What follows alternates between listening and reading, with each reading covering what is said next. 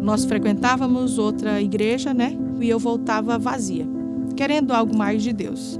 Nesse período eu comecei a orar, a buscar Deus, ou Ele nos levava onde estava essa verdade, ou trazia essa verdade até onde nós estávamos. Sempre perguntava ao meu esposo Geteverson se ele estava satisfeito onde ele estava. Sempre ele me dizia que estava satisfeito. E eu continuei orando, e falei com Deus que eu queria que fosse a igreja que Ele queria que nós congregássemos, teria que vir através do meu esposo. Foi onde ele foi, numa feira de saúde, e lá ele participou dessa feira de saúde. Quando eu cheguei em casa, eu falei para a esposa não tinha ido, Luzinete. Rapaz, você não acredita quem é que estava lá? O pessoal da Adventista estava lá, e ela, né?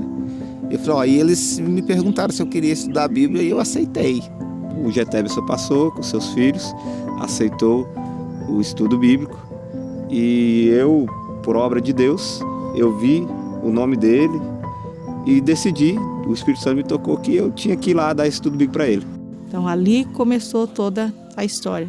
O pastor Bruno começou a nos visitar e dar o estudo bíblico para nós. Antes do estudo bíblico, eu tive uma experiência com o sábado. Eu estava de férias em São Paulo. Eu lendo a Bíblia, eu vi uma passagem do sábado e eu fiquei impressionada com aquilo. Eu disse, Deus, se essa história de sábado for verdade, eu quero voltar para Rondônia. Eu quero que o Senhor me dê um emprego de segunda a sexta-feira. E quero trabalhar meio período, de segunda a sexta-feira. E um detalhe, eu falei com Deus, eu quero ganhar mais do que eu ganhava. Com uma semana que eu voltei de São Paulo, eu fui chamada para um emprego.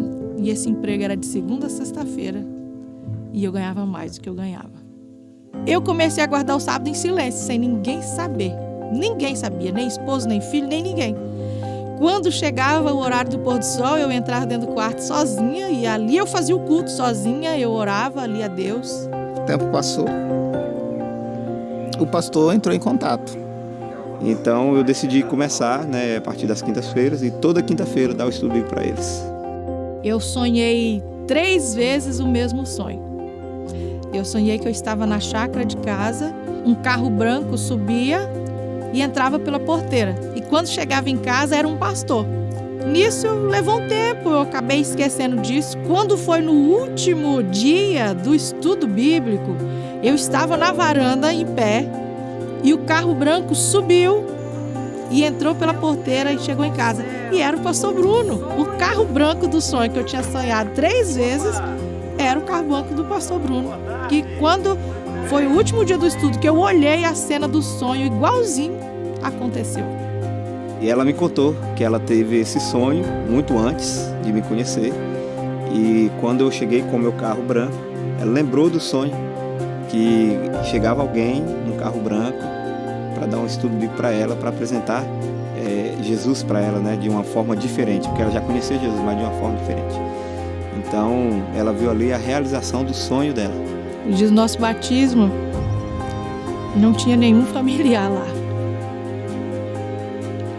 A família que tinha lá é a igreja que amo hoje, a Igreja Central de Presidente Médici.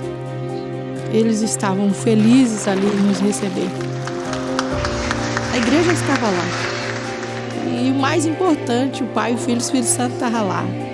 E se nós temos esses, de que mais importa alguém estar? E uma coisa que eu fico muito feliz com Deus é a minha experiência de ver meus filhos vivendo uma fé viva. Deles saber que eles podem contar que esse Deus que a mãe e o pai falam é vivo, é um Deus real, é um Deus que Ele cumpre aquilo que fala, aquilo que está escrito na palavra dele.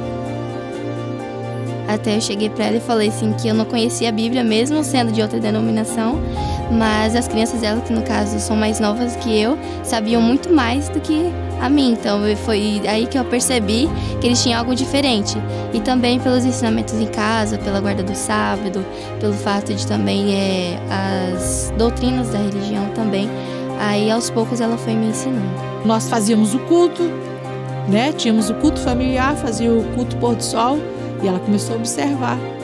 E como ela mesma disse, começou a observar que as crianças sabiam mais da Bíblia do que ela, e começou a incomodar ela. Ela falou, como que é? Eles sabem tanto assim da Bíblia, e eu que já estou tanto tempo naquela igreja e eu não sei de nada disso. Ela aceitou também a verdade, veio ao batismo, aceitou o estudo bíblico, veio ao batismo. Uma palavra assim que definiria tudo isso seria intimidade. Sempre procuramos ter intimidade com o Senhor. Aquela intimidade de sempre estar pertinho, de sentir o calor. Não aquela intimidade que você vai orar, você sabe que Ele vai responder. Não, aquela intimidade de perto, de sentir o cheiro, sentir o abraço. Porque é isso que enche a nossa alma. É isso que nos deixa satisfeito diante de Deus, nos deixa completo diante de Deus.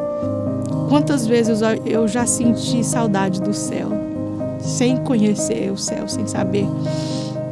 Quantas vezes eu já senti vontade de ficar tão perto mesmo, de ver Jesus. E eu não tenho palavras para definir quem é Deus, assim. Eu acho que os testemunhos são bem claros também para as pessoas, né, entender Deus na nossa vida, nós vivendo mesmo esse Deus. Eu acho que se eu for definir Deus, Ele é o meu amor maior.